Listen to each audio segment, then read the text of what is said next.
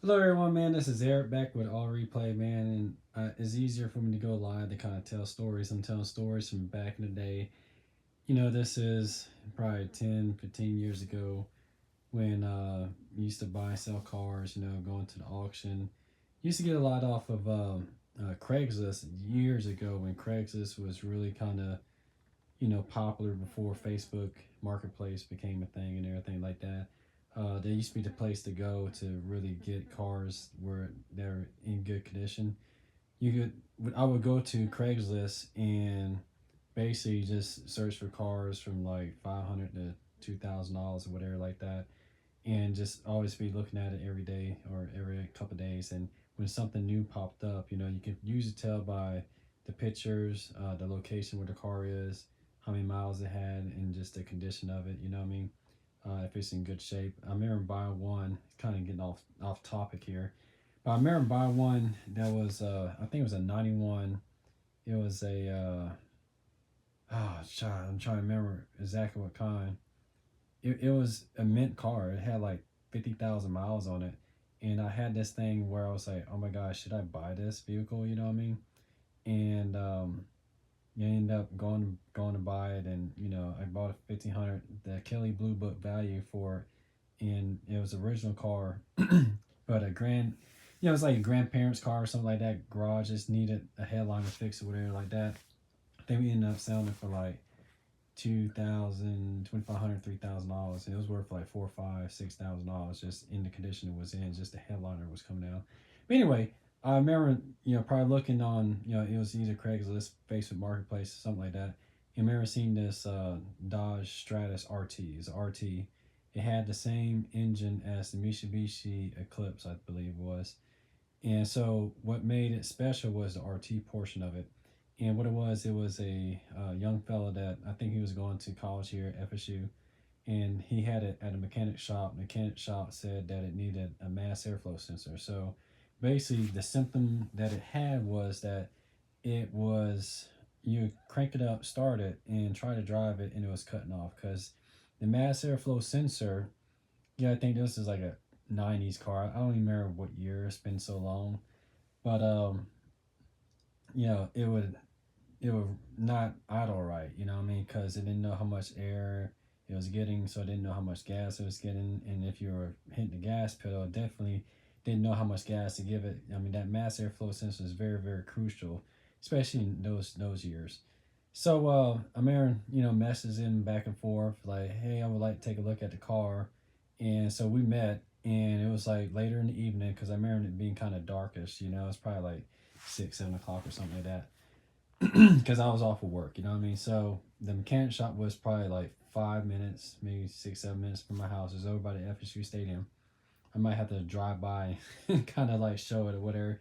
But I remember going there, and I went with my wife. She dropped me off, and I talked to the guy, and I had a scanner at the time, a OBD2 scanner. And basically, it's just a basic scanner that would scan the engine codes, and I plugged it into it, and it did say that mass airflow sensor was bad. All I did was I cranked up the car, and I heard the engine. I looked at the body. I think it had code AC. I could tell that something happened on the front driver's side. May have a little damage, not much. You know what I mean? Like the wheel or something was off. Like it was the suspension part off. You know what I mean? At that time, and I looked at him. I didn't even drive the car. This is how confident I was about buying the car because I think he was selling it for $500. And I looked at it. I was like, dude, you got the title? He's like, yeah, check the title. And all the time when you're buying a car, and you're meeting somebody in the public, you always want to take a look at the title, make sure it's got a clean title, make sure that the VIN matches the title exactly to the VIN of the car. You got to go letter by letter, number by number to make sure that it's working right. It's the same thing because I've seen people that have switched VINs on the title, and if you look up the original VIN, you'll find out that maybe it's damaged, wrecked, or whatever, and then they rebuilt the car, and they people do scammy stuff with cars, so you gotta be very careful. So I checked the VIN, and I looked at him. I didn't even drive the car. So I said, "Do him buy the car." You know what I mean? I had the cash on me, gave him the $500.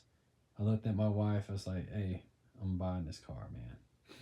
And all I did is when I took the key, I backed it up because it was a 5 speed too at that, and I believe it had a sunroof. It was a nice little sports car, and I backed it up because she was gonna, I think, follow me home, and I had my SUV at the time, and I backed it up onto the street, and then I started driving down the street, and it cut off on me.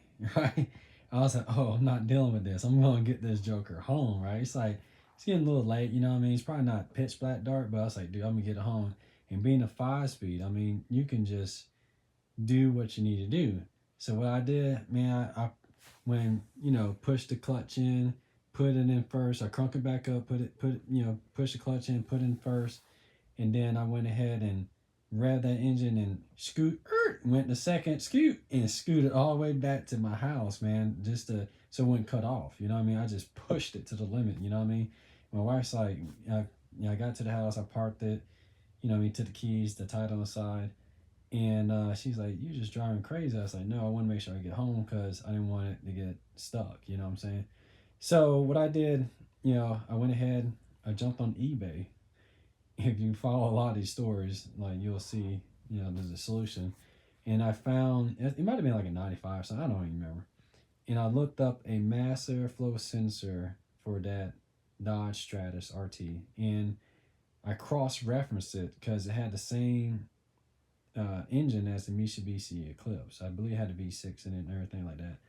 So it had a little bit more, horsepower than just a standard 4 cylinder. You know what I mean?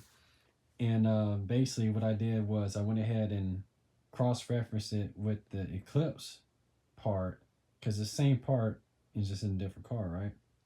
And I think I found that mass airflow sensor for like $25 or something like that. And so, I went ahead and bought it and got it shipped to the house, man. By the time it came, like, I don't know, probably 4 or 5 days later, you know what I'm saying? Swapped it out and put it in there. And then I drove the car, man, drove perfect.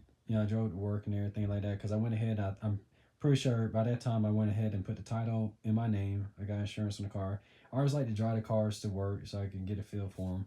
And then I noticed that there was something off with the driver's front. You know what I'm saying? There's something off with that.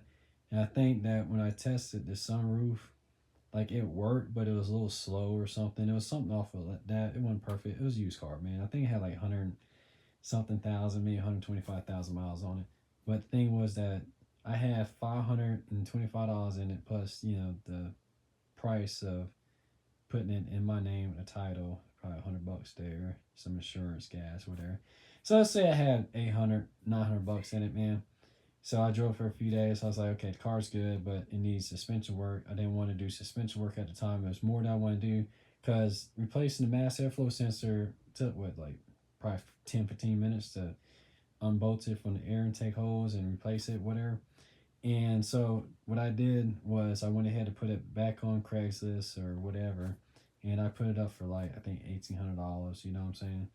And some young fella came and was interested in the car with his girlfriend, and I'm pretty sure he was a college kid.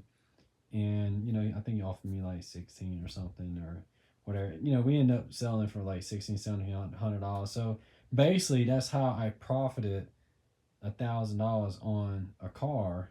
Was one, I bought a good.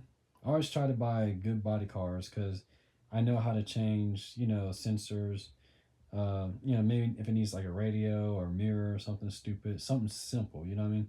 I knew exactly what was wrong with the car because the kid told me it was at a mechanic shop and he told me it needed a mass airflow sensor. And when I checked it with an OBD2 scanner, that's exactly what it said. It needed OBD2, mass airflow sensor. Then I kind of already did my research before I went and bought the car, and I seen that on eBay I could probably get one for $50. So I knew like I was gonna have like $600 in the car, you know what I mean? Because there's always gonna be something else after you buy a car. You're gonna probably need to put some money into it. And I knew how much they were worth because it wasn't just a Dodge Stratus; it was a Dodge Stratus RT. So it was the souped up version of the Dodge Stratus. Yeah, at that time I should have kept that car, man. I mean, I've already sold all my cars, you know what I mean? And I'm trying to get this channel back. I mean, I've been working at, my company, getting this company going, and I had a channel with that, and that channel got squash. So it's no biggie. But hopefully soon, man, I'll be able to get another car, flip it. I'm just being very, very cautious right now. I just don't want to buy any junk, man. That's going to take a lot of time.